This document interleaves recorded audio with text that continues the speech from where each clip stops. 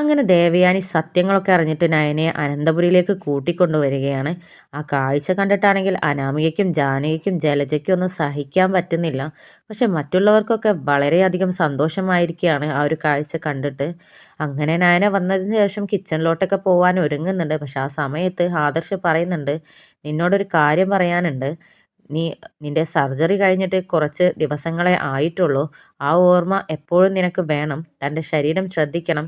ഇവിടേക്ക് പണിയെടുക്കാനല്ല തന്നെ കൂട്ടിക്കൊണ്ടുവന്നത്. അതിനിനി ആരെങ്കിലും നിർബന്ധിക്കുകയാണെങ്കിൽ അതിൽ ഞാൻ ഇടപെട്ടിട്ട് തീരുമാനമാക്കിക്കോളാം എന്നൊക്കെ ഇങ്ങനെ ആദർശ് നയനയോട് പറയുന്നുണ്ട്. ഇവർ സംസാരിക്കുന്നതൊക്കെ ദേവയാനി ശ്രദ്ധിക്കുന്നുണ്ടായിരുന്നു.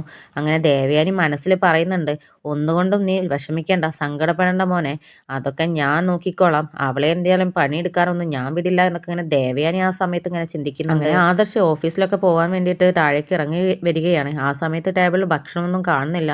അങ്ങനെ ആദർശ് ചോദിക്കുന്നുണ്ട്, ഇതെന്താ ഇവിടെ ഭക്ഷണമൊന്നും ഉണ്ടാക്കിയില്ലേ എന്നൊക്കെ ചോദിക്കുന്ന സമയത്ത് ജാനകി ഒന്ന് പറയുന്നുണ്ട്, അല്ല നിന്റെ ഭാര്യ എന്ന് പറയുന്നവൾ ഇവിടെ ഉണ്ടല്ലോ, അവളെന്താ വീട്ടിൽ പോയി വന്നതിന് ശേഷം അടുക്കളയിലോട്ടൊക്കെ കയറാനൊരു മടി, അവളെ തമ്പുരാട്ടിയാക്കി ഇരുത്താനാണോ നിന്റെയൊക്കെ ഉദ്ദേശം?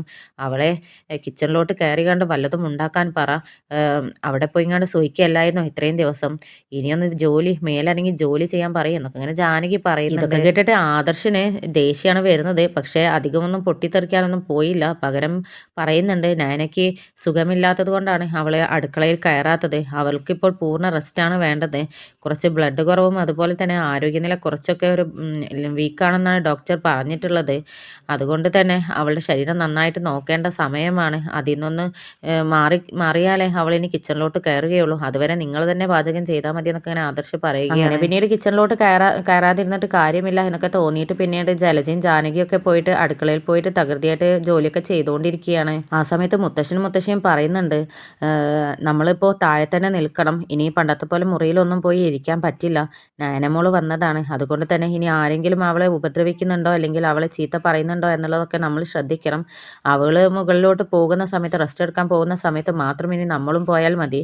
അതുവരെ നമ്മൾ വളരെയധികം അവളെ ശ്രദ്ധിക്കണം എന്നൊക്കെ ഇങ്ങനെ മുത്തശ്ശിയും അങ്ങോട്ടും ഇങ്ങോട്ടും പറയുകയാണ്. അങ്ങനെ പിന്നീട് നയന പതുക്കെ ചായ ഉണ്ടാക്കാനായിട്ട് കിച്ചണിലോട്ട് വരുന്നുണ്ട്. അത് കണ്ടിട്ട് ജലജയും ജാനകിയൊക്കെ പറയുന്നുണ്ട്, ഓ അകത്തമ്മ വന്നോ? ഇതുവരെ അകത്തിരിക്കുകയായിരുന്നല്ലോ, ഇപ്പൊ എന്തിനാ ഇങ്ങോട്ട് എഴുന്നള്ളിയത്? എഴുന്നള്ളാനുള്ള സമയമായോ തമ്പുരാട്ടിക്ക്?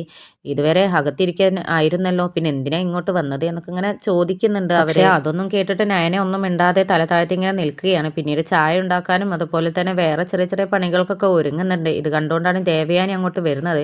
പക്ഷെ ആ കാഴ്ച കണ്ടിട്ട് ദേവയാനിക്ക് സഹിക്കാൻ പറ്റിയില്ല. അങ്ങനെ എങ്ങനെയെങ്കിലും അടുക്കളപ്പണിയിൽ നിന്ന് ഇവളെ പിന്തിരിപ്പിക്കണമല്ലോ എന്നൊക്കെ കരുതിയിട്ട് ദേവയാനി ഒരു നാടകം കളിക്കാൻ ഒരുങ്ങുകയാണ്. എന്നിട്ട് ജാനകിയോട് പറയുന്നുണ്ട്, ഓ ഇനിയിപ്പോൾ ഇവളെ കൊണ്ട് ജോലി ചെയ്യിപ്പിച്ചിട്ട് വേണം അവൻ്റെയും അച്ഛൻ്റെയും വായിൽ നിന്നൊക്കെ കേൾക്കാൻ. നിങ്ങൾക്ക് കേൾക്കണമെന്നുണ്ടെങ്കിൽ നിങ്ങൾ ജോലി ചെയ്യിപ്പിച്ചോ. പക്ഷെ എനിക്കിപ്പോൾ അത് കേൾക്കാനൊന്നും കഴിയില്ല. അവരുടെ വായിലിരിക്കുന്നത് കേൾക്കാനൊന്നും എനിക്കിപ്പോൾ കഴിയില്ല. അതുകൊണ്ട് അകത്തമ്മ അകത്തന്നെ പോയി ഇരുന്നാട്ടെ. തൽക്കാലം ഇപ്പോൾ ഇവിടുത്തെ ജോലിയൊന്നും ചെയ്യണ്ട. ഇനി അത് കണ്ടു വന്നിട്ട് വേണം എനിക്ക് വായിക്ക് കേൾക്കാനൊക്കെ ഇങ്ങനെ ദേവയാനി പറയുകയാണ്. പക്ഷേ ഇതൊക്കെ കേട്ടിട്ട് ജലജയ്ക്കൊന്നും അത്ര ഇഷ്ടപ്പെടുന്നില്ല. മുമ്പൊന്നും ഏട്ടത്തി ഇങ്ങനെയല്ലായിരുന്നല്ലോ. ആദർശ് എന്ത് പറഞ്ഞാലും ഇവളെ കൊണ്ട് ജോലി ചെയ്യിപ്പിക്കുമല്ലോ. പിന്നെ ഇപ്പം എന്താ ഒരു മാറ്റം, ഒരു മാഞ്ഞാളം എന്നുള്ള രീതിയിലൊക്കെ ഇങ്ങനെ ജലജ അങ്ങനെ ചിന്തിക്കുന്നുണ്ട്. ജാനകിയും അതുപോലെ തന്നെയാണ്. എന്തോ ഒരു മാറ്റം സംഭവിച്ചതുപോലെയാണല്ലോ.